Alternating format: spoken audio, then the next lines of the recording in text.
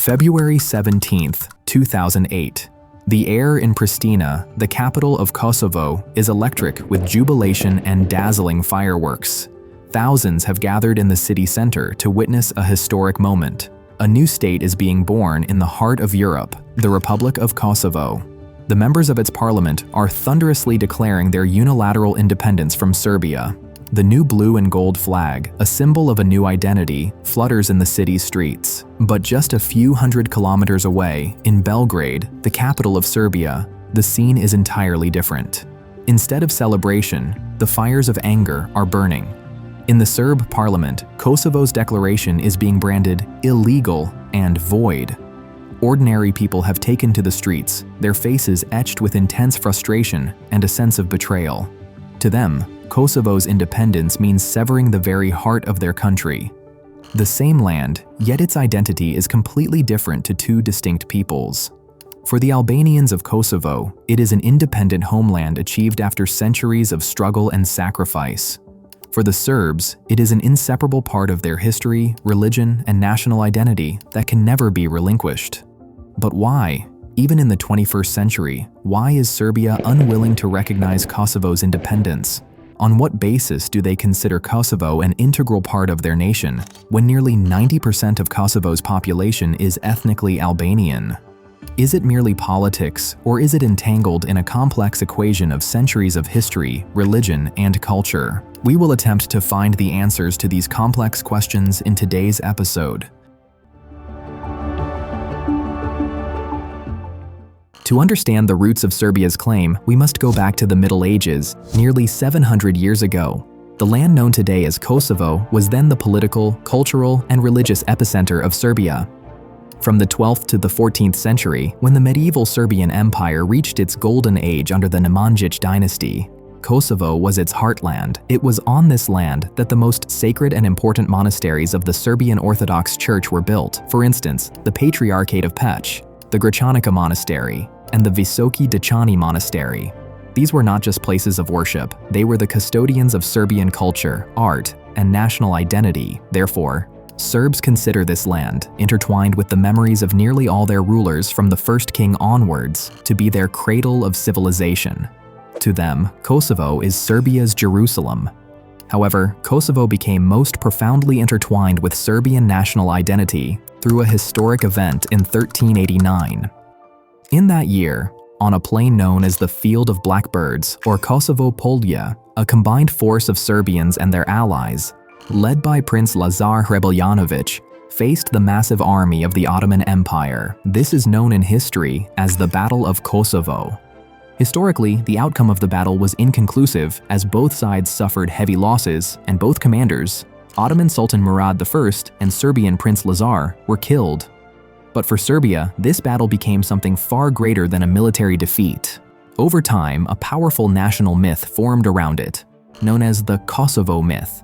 According to this myth, before the battle, an angel appeared to Prince Lazar and offered him a choice between two options. Either he could choose an earthly kingdom, where he would win the battle against the Ottomans and save the Serbian Empire, or he could choose a heavenly kingdom, where he and his soldiers would die as martyrs in battle and achieve eternal heavenly glory. Prince Lazar chose the heavenly kingdom over the transient glory of an earthly one. This myth became an enduring symbol of sacrifice, moral victory, and standing up against injustice in the Serbian national consciousness. The Battle of Kosovo is not seen as a mark of defeat, but as a sacred chapter of supreme sacrifice to protect national honor and identity. For nearly 500 years under Ottoman rule, this myth inspired the Serbs to preserve their language, religion, and culture. Therefore, to them, Kosovo is not just a piece of land, it is a part of their national soul. After the Battle of Kosovo, Serbia gradually fell under the Ottoman Empire and remained subjugated for nearly 5 centuries. During this long period, Kosovo's social and ethnic fabric underwent a massive transformation, which is one of the root causes of today's conflict. In the Ottoman Empire, Christians were subjected to extra taxes and various social pressures. As a result, many Serbs either converted to Islam or began to migrate north, towards present-day Serbia, in search of safer lands. The largest of these migrations occurred at the end of the 17th century. During the Great Turkish War, 1683 to 1699, Serbs sided with the Austrian Habsburgs against the Ottomans. But when the Habsburgs were defeated, thousands of Serb families, fearing Ottoman reprisals, fled Kosovo and southern Serbia under the leadership of Archbishop Arsenia III. This event is known in history as the Great Serb Migration. This exodus of Serbs left vast areas of Kosovo depopulated. The Ottoman rulers encouraged ethnic Albanians from the neighboring mountainous regions of Albania to settle in these vacant lands.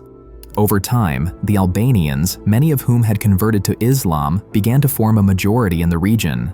Thus, through centuries of migration and religious conversion, the number of Albanians in Kosovo's population continued to grow. Where Kosovo was the heartland of the Serbs in the Middle Ages, by the beginning of the 20th century, it had transformed into an Albanian majority region. This demographic shift later intensified the conflict over land and identity between the two communities. Serbs claim Kosovo as their historical birthplace, while Albanians consider it their homeland based on their majority population. After the fall of the Ottoman Empire in the early 20th century, Serbia regained control of Kosovo through the Balkan Wars.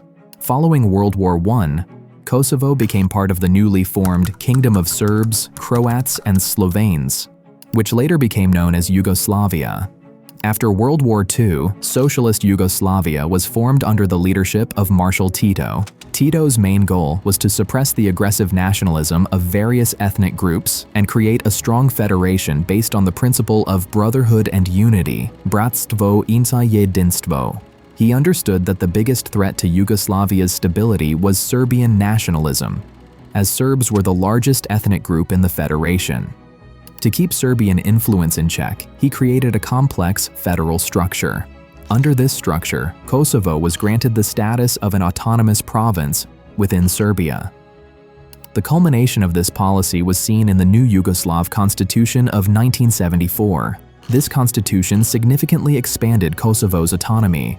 Kosovo gained powers nearly equal to that of a republic. It had its own government, parliament, judicial system, police force, and even a direct representative in the federal presidency. Serbian laws were not directly applicable in Kosovo, and Kosovo had veto power at the federal level. Through this constitution, Tito aimed to appease the Albanians of Kosovo and weaken Serbian nationalism. The Albanians of Kosovo saw this autonomy as a crucial step towards becoming a full-fledged republic within Yugoslavia. However, among Serbs, this created intense dissatisfaction and a sense of victimhood. They began to feel that under the policy of a strong Yugoslavia means a weak Serbia, their historic land of Kosovo had been effectively detached from Serbia. After Marshal Tito's death in 1980, there was no charismatic leader left to hold Yugoslavia together. A power vacuum emerged, and an economic crisis deepened. Taking advantage of this weakness, dormant nationalism began to resurface in various republics. And it was Slobodan Milošević who added fuel to this nationalist fire. Milošević, originally a communist bureaucrat, used Serbian nationalism as a ladder for his political ambitions. A memorandum published in 1986 by the Serbian Academy of Sciences and Arts, SANU, provided an ideological foundation for Serbian nationalists. It alleged that Serbs within Yugoslavia, especially those in Kosovo, were being systematically oppressed. Milošević skillfully exploited this public anger. In 1987, he visited Kosovo and told protesting Serbs, "No one should dare to beat you." This single sentence transformed him into the savior of Kosovo's Serbs and the undisputed leader of Serbian nationalism. Milošević then began the anti-bureaucratic revolution to consolidate his power. Through media propaganda and organized mass rallies, he overthrew the provincial governments of Kosovo, Vojvodina, and Montenegro, installing his own loyalists. The culmination of this process occurred on March 28, 1989, when the Serbian parliament formally revoked Kosovo's 1974 autonomy. This established Belgrade's full and direct rule over Kosovo.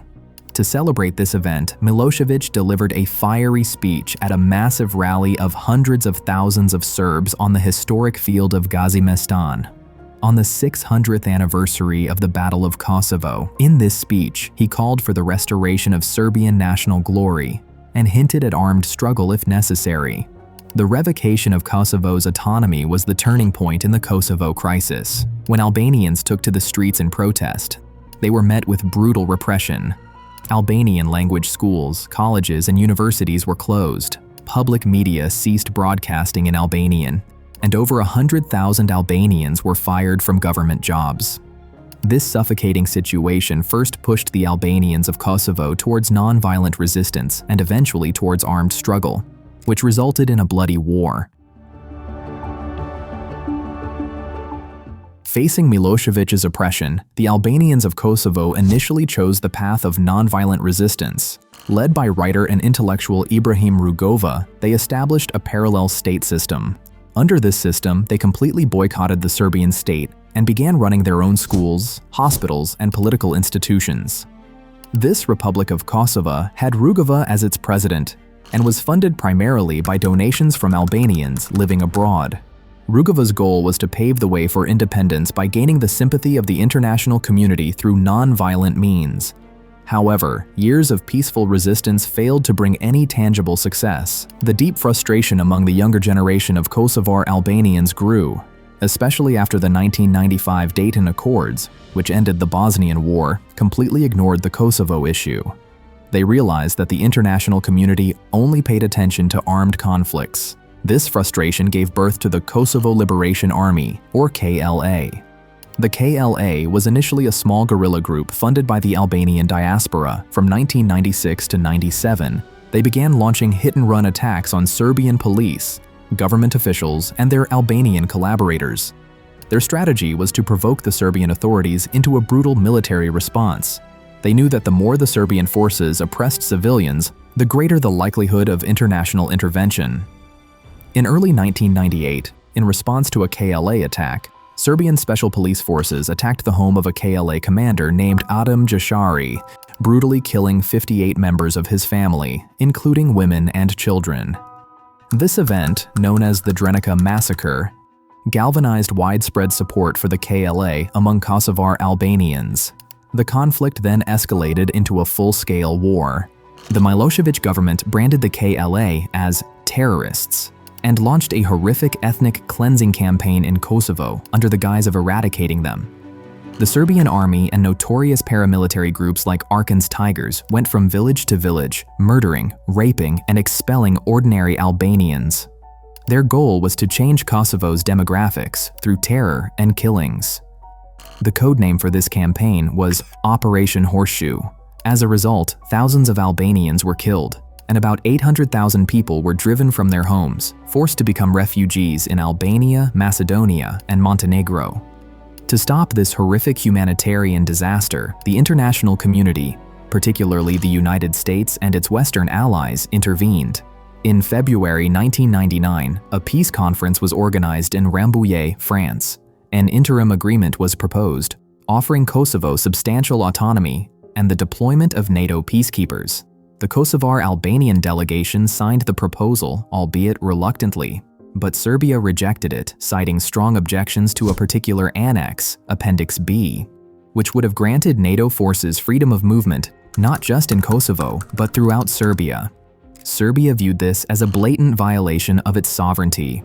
After the talks failed, on March 24, 1999, NATO, led by the United States, began an air campaign against Yugoslavia, then Serbia and Montenegro. This humanitarian intervention was carried out without the approval of the UN Security Council. For 78 consecutive days, bombs were dropped on various military installations, government buildings, bridges, power plants, and even the state television building in Belgrade and across Serbia. The bombing killed a significant number of civilians in addition to military personnel. To Serbia, this was an illegal attack on its sovereignty. Finally, under pressure from Russia and facing massive destruction, Milosevic agreed in June 1999 to withdraw all his forces from Kosovo. This marked the end of the Kosovo War, and the province effectively moved beyond Serbia's control. Under UN Security Council Resolution 1244, Kosovo came under an interim UN administration, UNMIK, and its security was entrusted to the NATO-led KFOR.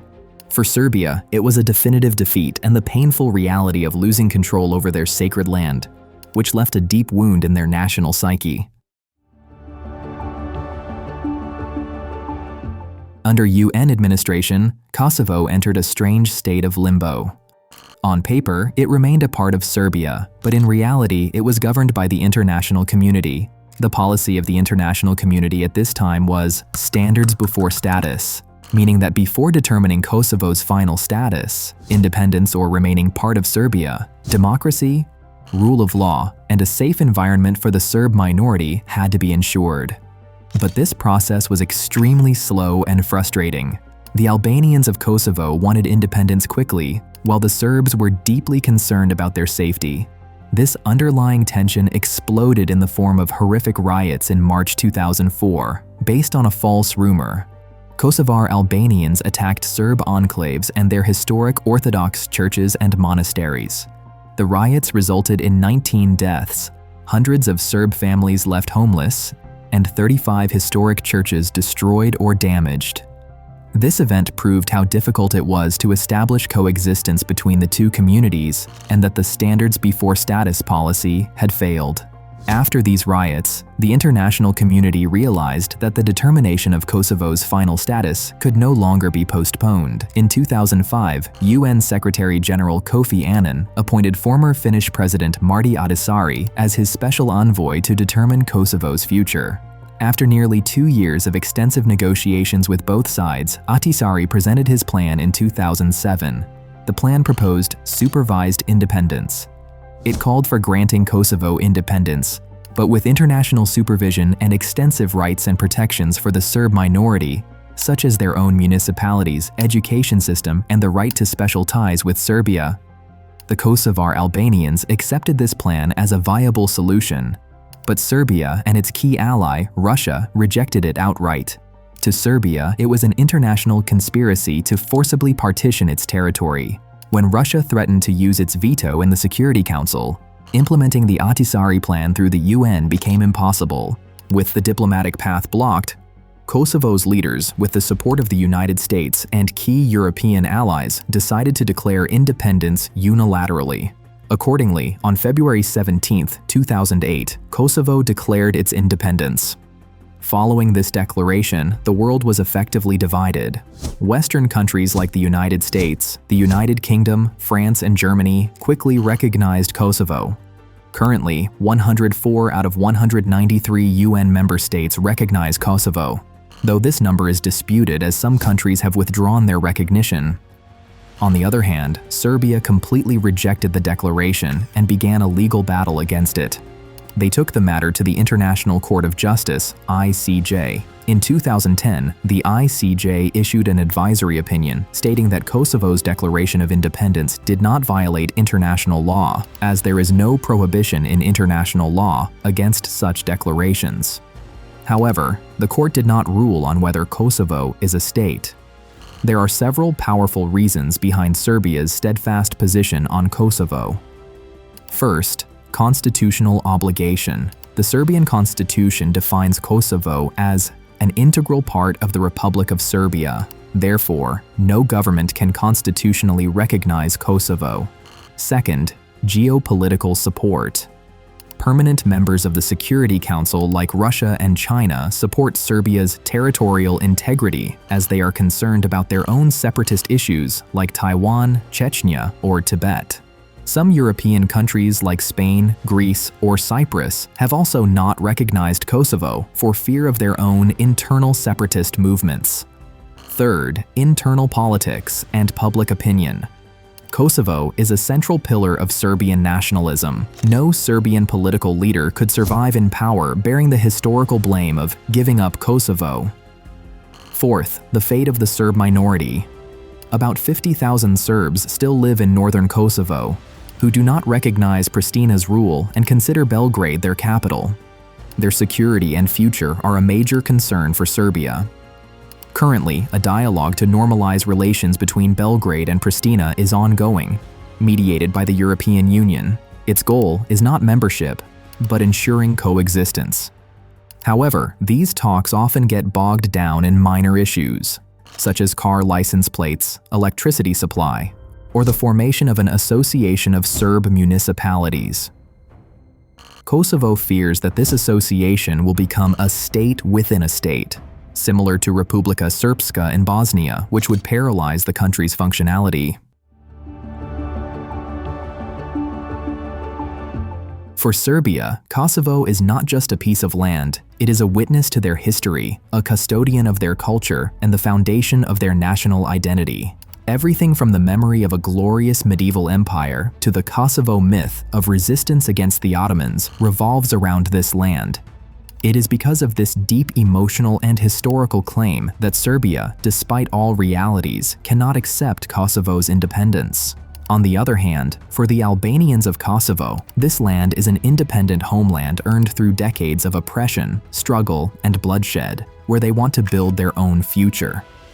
One side looks to history to claim its rights, while the other justifies its independence based on current demographic reality and the right to self-determination, until some kind of compromise or a bridge of mutual understanding is built between these two narratives. Kosovo, though recognized as an independent state in much of the world, will likely remain a breakaway province on the map of Serbia.